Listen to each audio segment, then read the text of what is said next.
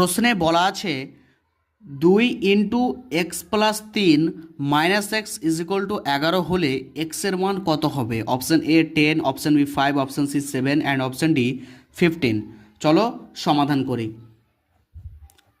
প্রথমে আমরা করব এক্স প্লাস 3 সঙ্গে 2 এর গুণ, তাহলে হবে 2 ইন্টু এক্স অর্থাৎ 2x, 2 ইন্টু 3 অর্থাৎ 6 plus 6 and x minus x যেরকম আছে সেরকম থেকে গেল মাইনাস এক্স, এবং সমান দিয়ে 11 যেটা আছে সেটা থেকে গেল।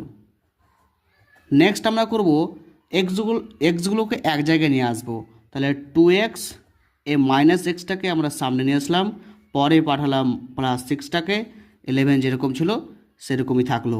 তারপরে 2x থেকে x বাদ দিলে x হবে, এবং এখানে আমরা কি করব, সমানচিহ্ন দেব, 11 লিখব এবং প্লাস 6টাকে এপারে নিয়ে আসবো অর্থাৎ মাইনাস 6 হয়ে যাবে। দেন x ইজ ইকুয়াল টু হবে 5, 11 মাইনাস 6 ইজ ইকুয়াল টু 5। তাহলে আমাদের সঠিক অ্যান্সার হচ্ছে অপশান বি 5। এরকম ভিডিও পাওয়ার জন্য অবশ্যই চ্যানেলটা সাবস্ক্রাইব করো। ধন্যবাদ।